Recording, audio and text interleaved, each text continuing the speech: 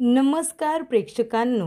ठरलं तर मग या मालिकेच्या येणाऱ्या भागामध्ये जबरदस्त असा ट्विस्ट येणार आहे. तर प्रेक्षकांनो, इथे आता अर्जुन मार्केटमध्ये गेलेला असतो.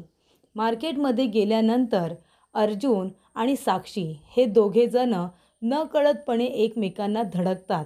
तेव्हा प्रेक्षकांनो, समीरा शेखर म्हणून सगळ्यांच्या समोर वावरणारी साक्षी हिला आता अर्जुनने ओळखलेलं असतं. त्यानंतर प्रेक्षकांनो, इथे आता एका धडकीमध्येच अर्जुनच्या लक्षात आलेलं असतं की महिपत शिखरेने इथे जे काही आता आपल्या मुलीचं श्राद्ध घातलेलं आहे ते संपूर्णपणे खोटं आहे. तर इथे साक्षीच्या 13व्याच दिवशी ती जिवंत असल्याचं सत्य अर्जुनच्या समोर आलेलं असतं. त्यानंतर प्रेक्षकांनो, एका बाजूला सायलीला मैनावती आणि सदा लोखंडे या दोघांवरती संशय आलेला असतो. ते आपले आई वडील नाही आहेत असं आता सायलीने अर्जुनला सांगितल्यानंतर तो म्हणतो, पण तुमचे DNA तर मॅच झालेले आहेत. तेव्हा सायली म्हणते, DNA रिपोर्ट खोटे असू शकतात. मला त्यांच्यावरती दाट शक्यता आहे की ते दोघेजण माझे आईवडील मुळीच नाही आहेत. काहीतरी गडबड नक्की आहे. हे आता सायलीने शोधून काढलेलं असतं. तर प्रेक्षकांनो, येणाऱ्या भागामध्ये इथे सायलीने आता स्वतः मैनावती आणि तिचे DNA सॅम्पल हे DNA टेस्टसाठी दिलेले असतात. आणि जेव्हा तो रिपोर्ट आता येतो तेव्हा खूप मोठ्या सत्याचा उलगडा झालेला असतो. तर इथे मैनावती आणि सदाशिव लोखंडे सायलीचे आईवडील नाही आहेत हे सत्य आता संपूर्ण सुभेदार कुटुंबाच्या समोर आलेलं असतं. आणि त्यानंतर प्रेक्षकांनो, सदाशिव लोखंडे आणि मैनावती यांना सायलीने स्वतः घरातून जायला सांगितलेले असते. तर प्रेक्षकांनो, येणाऱ्या भागामध्ये कशा पद्धतीने गोष्टी पुढे घडत जातात ते आपण सविस्तरपणे बघूया. प्रेक्षकांनो, आपण बघितलं, दिवाळी साजरी करत असताना संपूर्ण सुभेदार कुटुंब, किल्लेदार कुटुंब सगळे खुश असतात. छान इथे फराळ वगैरे करत असतात. आणि तेवढ्यातच इथे एक माणूस लेटर घेऊन आलेला असतो. तर इथे साक्षीचं 13वं असतं आणि त्यासाठी अर्जुन सुभेदार आणि सहकुटुंब यांना निमंत्रण दिलेलं असतं. त्यानंतर प्रेक्षकांनो, सायली ते लेटर बाजूला ठेवून देते. तिला अजिबात इंटरेस्ट नसतो या गोष्टीमध्ये की आता साक्षीचं 13वं घालतायत की अजून काय वेगळं करतायत. त्यानंतर प्रेक्षकांनो, इथे आता अर्जुनला ही गोष्ट सायली सांगते की साक्षी शिखरेचं 13वं महिपत शिखरे करतोय आणि त्याचं आमंत्रण तुम्हाला देण्यात आलं आहे. तेव्हा अर्जुन म्हणतो, हे सगळं तो मुद्दामून करतोय. त्याने जरी मला आमंत्रण दिलं असलं तरीसुद्धा मी तिथे जाणार नाही आहे असं अर्जुन म्हणतो. त्यानंतर प्रेक्षकांनो, इथे आता सायली आणि अर्जुन दोघेजण मार्केटमध्ये जात असतात. तेव्हा इथे मैनावती आणि सदाशिव लोखंडे दोघेजण भीक मागत असतात. आणि भीक मागायचं कारण काय प्रेक्षकांनो, तर इथे मैनावती आणि सदा लोखंडे या दोघांच्या मागण्या काही संपत नसतात. एकापाठोपाठ एक मागण्या सुरूच असतात. इथे मैनावती म्हणत असते की सायली बेटा, अगं आम्हाला थोडा फेरफटका मारायला बाहेर उन्हात जायचं आहे गं, पण ऊन खूप आहे ना, त्याने आमच्या डोळ्यांना त्रास होतोय. तू एक काम करशील का, आमच्यासाठी 2 गॉगल ऑर्डर करशील का, एक काळ्या रंगाचा आणि एक तपकिरी रंगाचा. त्यानंतर इकडे सदाशिव लोखंडे म्हणतो, आणि सायली बेटा, अगं तुझी आई बघ आल्यापासून 2च साड्या नेसते गं, इतकं मोठं घर तुमचं आणि त्याचबरोबर इतकी श्रीमंत माणसं, बरं दिसत नाही ना त्याच्यासमोर तुझी आई किती गरीब वाटते बघ. त्यानंतर दुसरी मागणी, मैनावती म्हणते माझ्याकडे मोबाईल नाही आहे. तेव्हा सायली म्हणते, आई अगं बाबांकडे आहे ना फोन. तेव्हा ती म्हणते, तुझे बाबा घरातून बाहेर गेल्यानंतर माझ्याकडे कुठे फोन असतो विचारायला की कुठे आलात तुम्ही, पोरी पण आता गेल्यात, त्यांनासुद्धा फोन केला नाही की तुम्ही व्यवस्थित घरी गेलात ना. हे सगळं आता सायलीकडे ते लोक मागण्या करत असतात की आम्हाला हे सगळं हवं आहे. सायली अजून करून तरी किती करणार, कारण प्रेक्षकांनो, तिलासुद्धा लाज वाटेल की नाही, म्हणजे आपले आई वडील आपल्या घरी राहायला आलेत पण माझ्या सासरच्या लोकांपेक्षा माझ्या आईवडिलांच्या मागण्या जास्त आहेत. म्हणजे आता सगळं भेटत असताना 2 वेळचं खाऊन पिऊन सुखाने राहायचं सोडून या लोकांना गॉगल पाहिजे, मोबाईल पाहिजे, नवनवीन साड्या पाहिजे. दिवाळीला आता 5-6 साड्या घेतल्यानंतर इथे मैनावतीने पुन्हा साड्यांची मागणी केली. म्हणजे आता श्रीमंत सासर आहे आपल्या मुलीचं, म्हणजे कितीही लुटायचं अशी त्यांची वृत्ती आहे. तेव्हा सायलीला कुठेतरी वाटतं की हे बरोबर नाही आहे आणि सायली म्हणते की हे बघा आई बाबा, हे माझं सासर आहे आणि माझा नवरा जरी पण श्रीमंत असला तरीसुद्धा तो त्यांनी कष्टाने कमवलेला पैसा आहे आणि मी त्यांच्याकडे सारखी सारखी पैशांची मागणी करू शकत नाही. ते चुकीचं आहे ना. परत जर तुम्हाला कुणी काही बोललं तर मग ते मला आवडणार नाही. त्यामुळे ह्या गोष्टी आपण घेऊ, पण हळूहळू घेऊ. आता गॉगलची आणि तशी मोबाईलची सध्या तरी तुला काही गरज नाही आहे. आपण हे सगळं हळूहळू घेऊया, घाई करायला नको. तेव्हा मैनावती आणि सदाशिव लोखंडे यांना राग येतो आणि म्हणून ते लोक एक युक्ती करतात. ते दोघेजणं घरातून बाहेर जातात. त्यानंतर सायली त्यांना घरभर शोधत असते. तेव्हा ती अर्जुनला म्हणते, अहो आई बाबा कुठे गेलेत, काही माहिती नाही आहे. तेव्हा अर्जुन म्हणतो, असे कसे ते दोघेजणं न सांगता बाहेर गेले. बायको तुला तरी सांगून जायचं ना, आता कुठे शोधायचं आपण त्यांना. सायली म्हणते, अहो मला पण माहिती नाही. मी त्यांना म्हणाले की तुम्ही रूममध्ये जाऊन आराम करा, स्वयंपाक झाल्यानंतर मी तुम्हाला जेवायला बोलवते. जेवायला बोलवायला गेले तर ते रूममध्येच नव्हते. तेव्हा इथे अर्जुन म्हणतो, चल बायको आपण त्यांना बाहेर बघायला जाऊया.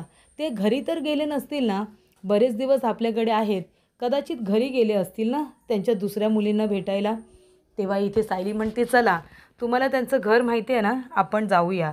तेव्हा अर्जुन सायली दोघेजणं त्यांना शोधत शोधत निघालेले असतात. तेव्हा मैनावती आणि सदाशिव लोखंडे दोघेजणं रस्त्यामध्ये भीक मागत असतात. तेव्हा इथे सायलीचं लक्ष जातं आणि ती म्हणते, अहो गाडी थांबवा, ते बघा आई बाबा काय करतायत. आणि तेव्हा प्रेक्षकांनो, इथे आता तिचे आई वडील रस्त्यामध्ये उभं राहून भीक मागतायत. म्हणतायत, द्या ना हो, थोडं तरी द्या ना, गरिबावरती दया करा ना. तेव्हा सायली म्हणते, आई बाबा हे काय करताय तुम्ही. तेव्हा मैना म्हणते, सायली बेटा अगं भीक नको मागू तर काय करू. आता तुझ्यावरतीच आम्ही किती भार टाकायचा, तुझ्याकडेच आम्ही किती मागण्या करायच्या, मग भीक मागून तरी पोट भरलं पाहिजे ना गं. तेव्हा प्रेक्षकांनो, सायली म्हणते की आई बाबा तुम्ही बसा बरं, गाडीमध्ये बसा आणि आधी तुम्ही घरी चला. तेव्हा सायली आपल्या आईवडिलांना घरी घेऊन येते, त्यांना पाणी प्यायला देते, त्यांना जेवण वगैरे देते आणि मग सायली विचार करत आपल्या रूममध्ये असते. तेव्हा अर्जुन म्हणतो, बायको काय झालं, कसला विचार करतेस. तेव्हा सायली म्हणते, अर्जुन सर आज मी माझ्या आईवडिलांना रस्त्यामध्ये भीक मागताना बघितलं, ते मला योग्य वाटलं नाही. तेव्हा अर्जुन म्हणतो, पण त्यांनी असं का केलं, त्यांना भीक मागायची काय गरज होती. तेव्हा सायली म्हणते, मला तर आता असं वाटतंय की ते माझे आई वडीलच नाही आहेत. तेव्हा अर्जुन म्हणतो, सायली पण तुमच्या दोघींची DNA टेस्ट मी केली आहे, तेच तुझे आई वडील आहेत, तुमची DNA टेस्ट मॅच झाले. तेव्हा सायली म्हणते, पण DNA रिपोर्ट बदलू तर शकतो ना, बरोबर ना. तेव्हा इथे सायली म्हणते, मला संशय आहे, DNA रिपोर्ट खोटा असू शकतो, पण हे माझे आई वडील नाहीच आहेत आणि मी तुम्हाला हे सिद्ध करून दाखवेन. अर्जुन म्हणतो, तुला का असं वाटतंय. तेव्हा सायली म्हणते, कुठलेही आई वडील असू दे, कितीही गरीब असू दे, पण ते आपल्या मुलीला आणि जावयाला बदनाम करण्यासाठी भीक नाही मागणार रस्त्यात उभे राहून. या दोघांना माझी जरासुद्धा काळजी नाही आहे. आपल्या इज्जतीची त्यांनी थोडी तरी पर्वा करायला हवी होती ना. आणि दुसरे आईवडील आपल्या मुलीकडे राहत आहेत म्हटल्यानंतर ते शांतपणे राहतील. सतत कुठल्या ना कुठल्या गोष्टीची ते माझ्याकडे मागणी करणार नाहीत. मी तुम्हाला एक गोष्ट सांगितली नाही, कपाटातून पैसे चोरी झालेत, पण ही गोष्ट मी तुम्हाला नाही सांगितली कारण रूममध्ये सतत आईचं येणं जाणं असतं. आपल्या घरामध्ये ही सवय कुणालाच नाही आहे. इतक्या वर्षात 2 वर्षांमध्ये 3 वर्षांमध्ये कधी आपल्या लॉकरमधून पैसे नाही गेले, आत्ताच कसे काय गेले. तेव्हा ते पैसे मी आईकडे बघितले. तेव्हा प्रेक्षकांनो, इथे आता सायलीला सगळं समजलेलं असतं, पण ती तरीसुद्धा गप्प असते. तेव्हा सायली म्हणते की आता तर माझा संशय खात्रीत बदलला आहे, हे माझे आई वडील मुळीच नाही आहेत. त्यानंतर प्रेक्षकांनो, सायलीने अर्जुनला सांगितलेलं असतं की इथे आता महिपत शिखरेने तुम्हाला एक लेटर पाठवलं आहे, इथे तो साक्षीचं 13वं करतो आहे. तेव्हा अर्जुन म्हणतो की मी तिथे जाणार नाही आहे, पण माझं महत्त्वाचं काम आहे, तेव्हा मी जरा चैतन्यला भेटायला जातो. तेव्हा मार्केटमध्ये काम असताना तो चालत जात असतो आणि तेवढ्यातच तिथे समीरा शेखर म्हणजे साक्षी ही जात असते आणि अर्जुन गाडीतून उतरून जाणार तेवढ्यातच दोघांचा एकमेकांना धक्का लागतो आणि अर्जुन तिला सॉरी म्हणतो. तेव्हा इथे साक्षी आपला चेहरा लपवतच तिथून निघून जाते. तेव्हा अर्जुन म्हणतो, "एक मिनिट थांबा" आणि तो "एक्सक्यूज मी" म्हणत असतो तरीसुद्धा इथे साक्षी त्याच्याकडे मागे वळून बघत नाही. तो तिचा मोबाईल तिला उचलून देतो. साक्षी तो पटकन त्याच्या हातातून खेचून घेते आणि सरळ तिथून निघून जाते. कारण का अर्जुन तिला ओळखेल हे तिला माहिती असतं. आणि तेव्हाच प्रेक्षकांनो अर्जुनला आता संशय आलेला असतो की मला तर ही साक्षीसारखी दिसली. ही साक्षी शिखरे होती का?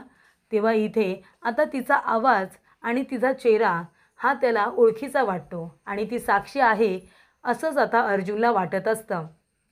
त्यामुळे काही ना काहीतरी गडबड नक्की आहे. जर साक्षी शिखरे जिवंत नसती तर महिपतसुद्धा जिवंत राहिला नसता. त्याने संपूर्ण पोलीस स्टेशन आणि मीडिया डोक्यावरती घेतला असता. पण महिपतने तसं काहीच केलं नाही. फक्त एक स्टेटमेंट दिलं आणि तो गप्प बसला. त्यामुळे इथे अर्जुनला संशय आलेला असतो की साक्षी शिखरे जिवंत आहे. महिपत आणि साक्षी यांनी मिळून नक्कीच काहीतरी प्लॅनिंग केले. प्रियासारखी मूर्ख मुलगी जेलमधून बाहेर पडू शकते, ते सुद्धा निर्दोष सिद्ध होऊन, तर साक्षीला महिपत कसंही करून बाहेर काढू शकतो हे आता अर्जुनला समजलेलं असतं. त्यानंतर प्रेक्षकांनो इथे सायली एक युक्ती करते. सायली आपल्या आईला विचारत असते की मला लहानपणीच्या गोष्टी सांग ना. तुला तर आठवतंय ना मी खूप चंट होते, मी काय काय करायचे.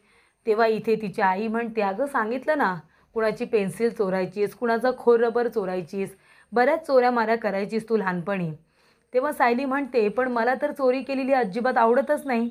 मधुभाऊंच्या आश्रमामध्ये मी लहानाची मोठी झाले, पण ना मला पैशांची लालच आहे, ना मला एखाद्या वस्तूची ना दागिन्यांची.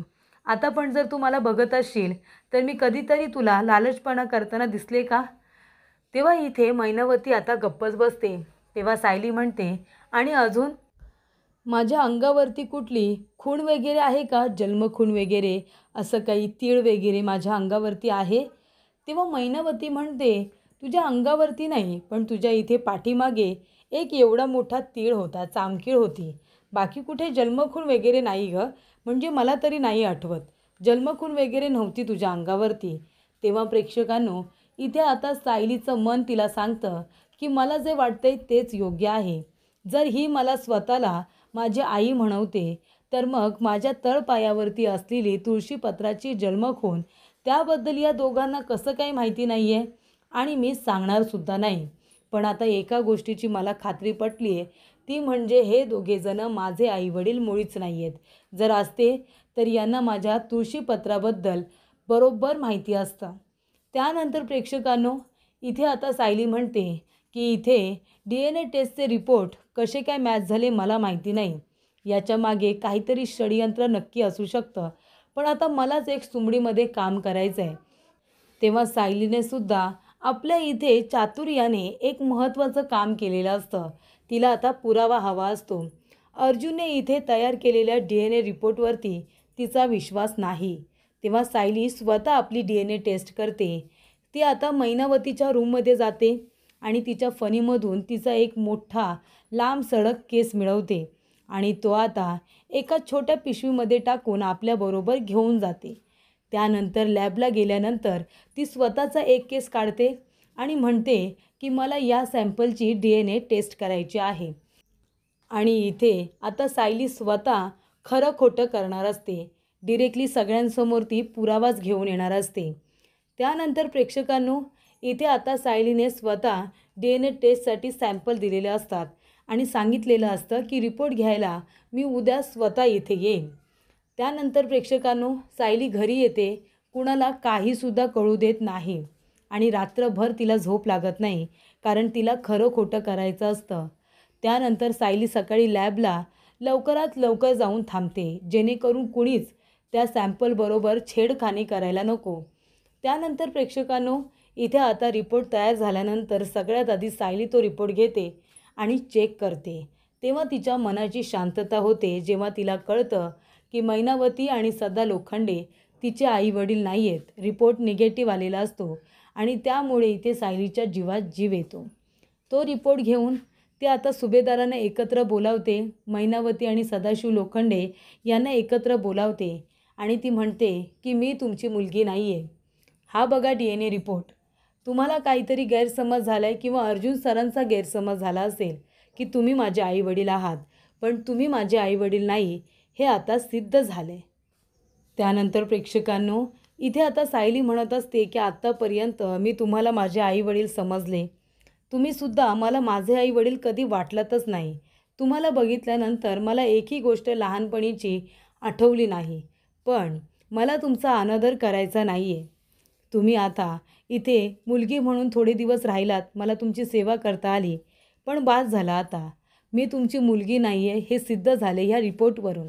आणि म्हणूनच मी शहानिशा करण्यासाठी, खात्री करण्यासाठी आपली DNA टेस्ट केली होती आणि त्याचा रिपोर्ट आला आहे आणि रिपोर्ट हेच सांगतो आहे की मी तुमची मुलगी नाही आहे. त्यामुळे आता तुम्ही तुमच्या घरी गेलात तरी चालेल, असं सायली सदाशिव लोखंडे आणि मैनावती या दोघांनाही सांगते. ती म्हणते फोटोचं म्हणाल तर काहीतरी गडबड नक्कीच आहे. तो फोटो खरं तर माझा नाहीच आहे, असं सुद्धा सायली आता सगळ्यांसमोर सांगायला लागते. फोटोमुळे सगळी गडबड झालेली आहे, पण तो फोटोही माझा नसेल. लहानपणी मी नक्की कशी होते हे माझं मलाच माहिती नाही आहे. तो फोटो बघितल्यानंतर मला काहीसुद्धा आठवत नाही आहे. त्यामुळे आता तुम्ही इथे राहू नका. मी तुमची मुलगी म्हणून तुम्ही जे काही प्रेम मला दिलं ते मी कधीच विसरणार नाही. पण आता तुमचीसुद्धा तुम्हाला कामं आहेत आणि तुम्हाला रस्त्यावरती भीक मागायची गरज नाही. आत्तापर्यंत तुम्ही ड्रेसेस शिवत होता ना, तुम्ही जसे कपडे शिवत होता तो तुमचा बिझनेस परत सुरू करा आणि कष्ट करून तुम्ही पैसे कमवा. इथे तुम्हाला ह्या वेळेमध्ये इथे तिथे उभे राहून हात पसरायची गरज नाही आहे आणि तिथे तुम्हाला ऊनसुद्धा लागणार नाही. घरामध्ये बसून तुम्ही कष्ट कराल, असं सायली शांतपणे मैनावती, सदाशिव लोखंडे यांना समजावून सांगते आणि त्या दोघांना आता घरातून जाण्याची सुद्धा विनंती करते. सायली अर्जुनला म्हणते की अर्जुन सर, तुम्हीच या दोघांना इथे घेऊन आला होतात ना, मग तुम्ही एक काम करा, तुम्ही त्या दोघांना त्यांच्या घरपर्यंतसुद्धा सोडा. आता ह्या वेळेला त्यांना इथे रिक्षासुद्धा मिळणार नाही, तेव्हा तुम्ही त्यांना गाडीतूनच सोडा. चालेल ना आई बाबा? तेव्हा मैनावती म्हणते की हो हो ठीक आहे. त्यानंतर प्रेक्षकांनो, आता सायली आपली मुलगीच नाही आहे हे समोर आल्यानंतर इथे आता पैसे कुणाकडून उकळायचे असा प्रश्न त्यांना पडलेला असतो. पण खूपच हुशारीने सायलीने DNA टेस्ट करत आपण मैनावती आणि सदाशिव लोखंडे यांची मुलगी नाही हे सिद्ध केलेलं असतं. आणि त्या लोकांना आता आपल्या घरी जाण्यासाठी सुद्धा महत्त्वाचा आणि मोठा पुरावा सगळ्यांच्या समोर सायलीने सादर केलेला असतो. त्यानंतर प्रियाची चांगलीच बोलती कायमची बंद झालेली असते.